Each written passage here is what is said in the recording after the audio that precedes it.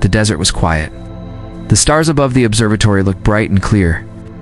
Ethan sat alone at his desk, listening to the soft hum of machines. He worked as a biologist, studying insects and desert plants. Most people found the job boring, but Ethan loved the peace and silence. That night, something strange happened. A loud beep came from his old signal monitor. It was not normal. He checked the screen and saw a pattern he had never seen before. It looked like a message. He felt a chill run down his back. Ethan stood up and walked outside. The air was cold and still. Then he saw it. A light in the sky. It was moving fast, like a falling star. But it was too slow for a star. It was also changing direction. It was not natural. The light crashed behind a hill not far from the observatory. The ground shook. A cloud of dust rose into the air. Ethan's heart raced. He grabbed a flashlight, his field bag, and ran toward the crash. When he reached the site, he could not believe what he saw. A small silver craft lay broken on the desert floor. It was smooth and round, not like any plane he had ever seen. There were strange symbols on the side.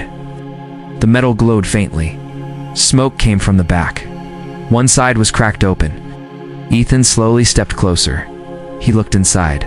A shape moved. A figure crawled out, weak and hurt. It was not human, but not scary. Her skin was pale blue. Her eyes were large and soft. She had long silver hair. She looked confused and tired. She wore a suit that seemed part of her skin. Ethan dropped to his knees. "Are you okay?" he asked. The creature looked at him. She blinked slowly and spoke in a soft voice.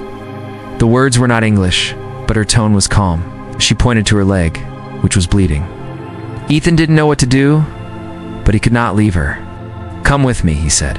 He offered his hand. She took it. Her fingers were cold. He helped her walk back to the observatory. Inside, he placed her on a table and opened his medical kit. She watched him closely. He cleaned the wound and wrapped it. Her eyes never left his face. She didn't speak again, but nodded slowly. He gave her water. She drank with care. Then she closed her eyes and rested. Ethan sat in the chair nearby, still trying to understand what had just happened. Woke up in the morning. Ethan was still sitting there. The creature looked around and spoke again. This time, her voice was clearer. She used a small device to help translate. "I am Vera," she said. "I thank you." Ethan smiled. "Ethan, where are you from?" She paused. "Far. Very far. I study life. You are different. You are. Interesting." He laughed a little. "Thanks, I guess." Vera touched the side of her head. A small light blinked. She was scanning him. He didn't notice. He was too busy staring at her hands, which looked both alien and human. Over the next few days, Ethan helped Vera recover. She walked slowly at first, but healed fast. She asked many questions about Earth and humans. Ethan answered them all. He showed her pictures of animals, plants, and people. She listened with interest. She never told him much about her own world. She said it was not important. Ethan thought she was just curious. He did not know she was studying him. She had come to Earth for a reason. She needed a specimen, a human. But as she watched him work, laugh, and care, something changed inside her. He was not what she expected. He was not a test subject. He was ... something else. At night, while Ethan slept, Vera would look at the stars from the window. She used her small device to record notes. But the notes were no longer about Ethan's biology. They were about emotions, about kindness. She came looking for a human to take back. But now, she did not want to leave. Ethan had no idea what was coming next. Vera spent her days quietly inside the observatory. She no longer needed help to walk. Her leg was healing fast. Ethan brought her food and water, and she thanked him every time. Her voice became clearer. The small device she used helped her speak English better each day. Ethan thought she was just trying to learn. He liked talking to her.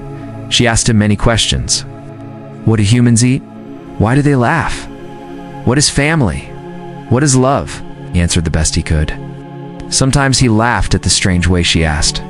Sometimes he had to stop and think. No one had ever made him explain such things. One evening, they sat outside under the stars. Vera looked up and asked, "Do you ever feel alone?" Ethan looked at the sky too. "Sometimes." but out here it's peaceful. I like the silence. Silence helps me think, she said. They sat quietly. Ethan handed her a notebook with drawings of plants and bugs. She smiled and turned the pages. Her fingers brushed his. He looked at her face and saw something he could not explain. While Ethan showed her the world, Virea was busy with something else. At night, she used her small device to send data back to her world. She had hidden it deep in the desert rocks. It was small and hard to find.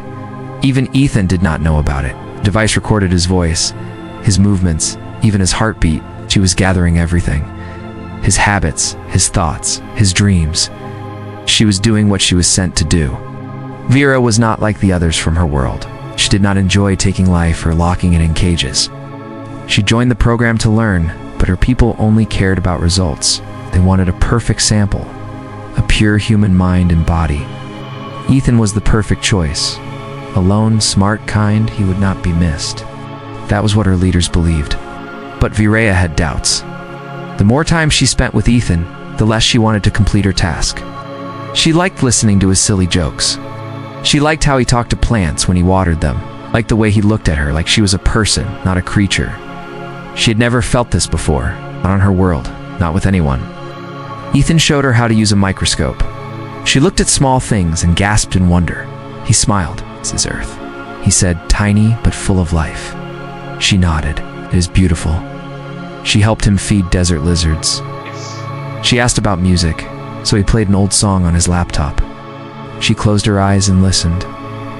"This sound, it feels like wind inside my chest," she said. He laughed. "That's what we call feelings."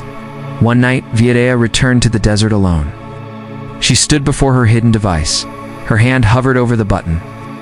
If she pressed it, her people would come. They would take Ethan.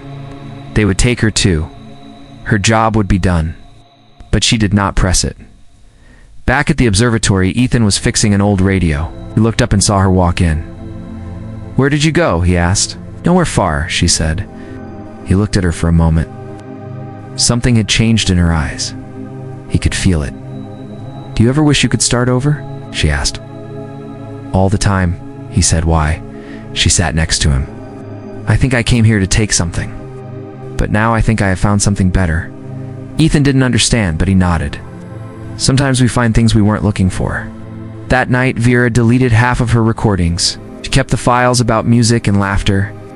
She saved the part where Ethan showed her a baby rabbit and smiled. As she looked at the stars again, her people would not be happy. They might come anyway, but she was no longer sure she belonged with them. She had come to Earth to collect a human specimen. But now, she was not sure if she wanted to go back at all. And for the first time in her life, she felt afraid of what might come next. Ethan was feeling more at ease with Vera. She had become a part of his daily life. They shared food, stories, and long walks through the desert. She laughed sometimes in a strange but warm way. Her voice had softened, and her words flowed better each day. One afternoon, while Ethan was checking a group of desert plants, Virea stayed behind to explore the observatory. She wandered into his lab and saw the microscope, the notebooks, and the shelves filled with small labeled jars. She saw a drawer slightly open. Inside it were pictures. It's pictures of Ethan's family, his parents now gone. A brother he hadn't seen in years, friends from college, smiling faces from another time. She picked up one and held it close. Ethan walked in and froze. "You found those?" he said quietly. "They are important to you," she said. "Yeah, they remind me of what I've lost, but also what I still care about." Virea set the picture down. "I think I understand." Later that night, Ethan went out to fix a broken weather sensor. While he was gone, Vera activated her hidden screen inside the observatory wall. It was not meant to be found.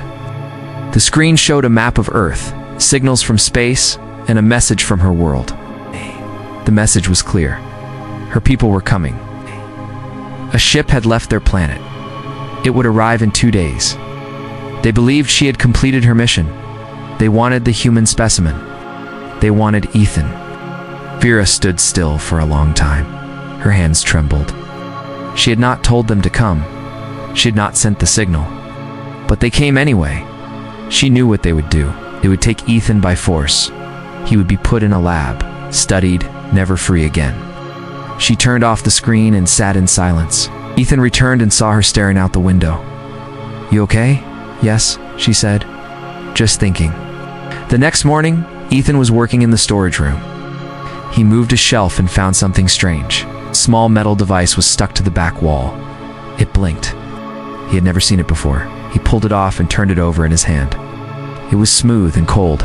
There were no buttons, no marks, just a soft blue light. Vira walked in and saw it. "What is this?" Ethan asked. She didn't answer at first. Her eyes dropped to the floor. "It is mine," she said. "What does it do?" It watches. It records. Ethan stared at her. "You were recording me?" At first, yes, that was my task. To study a human. To send back information. He stepped back. "So all of this was just an experiment?" "No," she said. "It started that way, but it changed. I changed. I did not send the last signal. I did not ask them to come. Who is coming, my people? They think I finished my mission. They will arrive soon." Ethan's face turned pale. "Are they going to take me?" "Yes, if they find you, but I won't let them." He shook his head and walked past her. "You should have told me. You used me. I was scared. I didn't know how to stop it." Ethan went outside. The wind blew hard, and the sun was low in the sky. He felt sick. Everything he had shared with her now felt like a lie. Vira followed him. "Please listen. I have a choice now. I choose to stay. I choose to help you." "Why?" they asked. She stepped closer. "Because you showed me something my world never did. You showed me what it means to care, to feel, to be human." They stood in silence. Then Ethan nodded just a little. "If they're coming, we need to be ready," he said. "I will show you everything I know," Vira said. They walked back together. Inside, Ethan began moving equipment. Vira opened her wrist tool and showed him maps and plans. They only had 2 days. But they were not going to give up without a fight. The sky over the desert was calm, but Ethan felt no peace. Inside the observatory, he and Vira worked in silence, checked wires and cameras while she drew strange symbols on a glass screen. She showed him how to use her tools, and he taught her how to use his. "They will not talk," Vira said. "They will not listen. They only want to complete the task." Ethan nodded. "Then we have to make sure they fail." The two set up alarms around the hills. They placed motion sensors, sound traps, and heat detectors. Vira used her wrist device to scan the air. The ship was close. It would land before sunrise. At night, they sat near a campfire. Ethan stared into the flames. "You're not afraid of them?" "I am," Vira said. "But I'm more afraid of losing what I have found here." Ethan looked at her. "Even if it means fighting your own people?" "Yes," she said, "even that." The fire cracked. Coyotes howled in the distance. The night felt too quiet. Then a soft humming sound came from the sky. Ethan stood up. "Is that them?" Vira checked her device. "Yes, they are here." The ship was large and dark, almost invisible against the stars.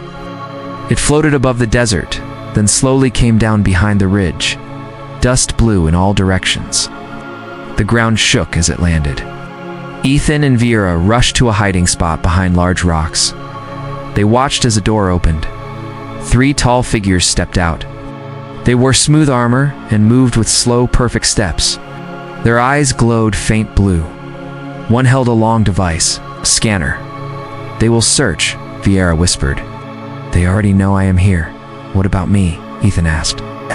"If they find you, they will take you." Ethan gripped a small metal box in his hand. Rhea had given it to him earlier. "What does this do again?" "It creates a sound field. It can stop their scanners for a short time." The figures walked toward the observatory. One stopped and turned its head. It scanned the area. The box in Ethan's hand began to shake. He pressed the button. A low hum filled the air. The scanner blinked and went dark. "Now," Vira said, "we must move." They ran through a narrow path behind the rocks. Vira led him to a small cave she had found earlier. Inside, she had hidden a second device. It was a jammer. It could block the ship's signal for a few minutes.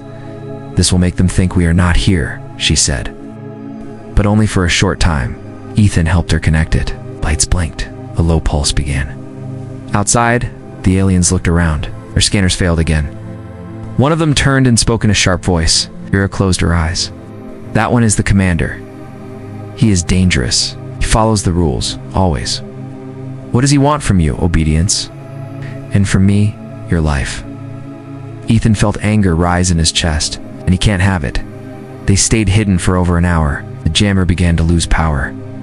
Varia checked the levels. We have one chance. I must reach the observatory and use my signal breaker. It will call another ship from space. One that will block them. Will it help us escape? Yes, but they must not find it first. They ran through the night, staying low. Lights from the alien ship moved like search beams. The observatory came into view. One of the aliens stood near the door. Ethan looked at Vera. I'll distract him. You get inside? No, it's too risky. We don't have time. He ran out, waving a stick and yelling. The alien turned and followed him. Vera slipped inside. Ethan led the alien through the rocks. He dodged, jumped, and hid. The alien moved fast. Too fast. At the observatory, Vera found the signal breaker. She pressed it. A loud pulse rang through the air. The alien chasing Ethan stopped. Its lights blinked red. The ship in the sky made a loud noise. Then, it rose slowly and moved back. Vera ran to find Ethan. He had fallen behind a rock, breathing hard. You did it, he said. Not yet, she said, but soon. The alien ship hovered in the sky. It had not left yet, but it had pulled back. They walked back to the observatory together. Their hands touched. They said nothing. They were not safe yet, but they had hope. The alien ship stayed in the sky like a dark cloud blocking the stars. Vera and Ethan waited in the observatory, not knowing what would happen next. The pulse from the signal breaker had pushed the ship back, but it had not left. It hovered there, silent and still. Ethan watched the sky through his telescope. Vera sat beside him, checking the last messages from her wrist device. They are calling for orders, she said. The commander is waiting. He does not want to leave without me or you. Then we make the choice for him, Ethan said. They made a plan. If the ship came closer again, Vera would use her emergency beacon, would send a false signal into deep space. It would make it look like they had already been taken. Aliens would think the mission was over. Vera knew it might not work, but it was their best chance. Outside, the wind blew hard across the sand. The night air felt heavy. Ethan stood near the doorway, holding the small box Varaya had given him earlier. It was their last tool. I was never meant to feel this way, Varaya said. What way? Ethan asked. Like I belong here. Like this is home. Ethan looked at her. Her eyes were soft, no longer glowing. Her voice had a new sound, calm and full. You do belong here, he said. Not just because you saved me, but because you chose to. Vera smiled. Then I won't leave. Not now. Not ever. Suddenly, a sharp sound came from her device. The ship had sent out a new scan. It was stronger. It reached deep into the ground. They are searching for my signal, she said. If they find me, they will take both of us. Ethan stepped forward. Then let's give them something to find. They ran out into the open desert. Vera changed the settings on the beacon. It now sent a strong signal, one that looked like her ship had completed the mission. The alien ship moved. Lights turned on beneath it. A small door opened. Ethan held his breath. Then, slowly, the ship turned, began to rise. It spun once, then flew upward into the stars. Then moments it was gone. Viraya dropped to her knees. It worked, she said. They are gone. Ethan helped her stand. They believed the lie. Yes. And they will not come back. I am now a missing agent. They will erase me. Are you okay with that? She looked at the stars. I am free now. Days passed. The sky stayed quiet. The observatory returned to its peaceful life. Birds came back. Lizards crawled near the rocks. The wind carried soft sounds again. Ethan and Viria worked side by side. She no longer hid her tools. They mixed her tech with his. They built a small lab underground where they could study life together. They sent signals into deep space, not to call for rescue, but to share what they had learned. Messages of peace, stories of kindness, images of flowers, and sounds of laughter. Vera taught Ethan how to understand energy patterns and the language of other stars. Ethan taught her how to grow food and play simple songs on an old guitar. One night, they sat outside again, under a sky full of stars. "What if someone else comes?" Ethan asked. "Then we show them the truth," Vera said. "We show them what it means to live together." Ethan looked at her. "You really don't want to leave, do you?" "No," she said. "I came for a human specimen, but I found something better." "What's that?" "A friend." The stars above were quiet, but deep in the silence, something had changed. A new story had begun. One not about fear or control, but about trust. About two lives from two worlds choosing each other. And they knew, even if no one else ever came, they had already done something important. They had made peace real.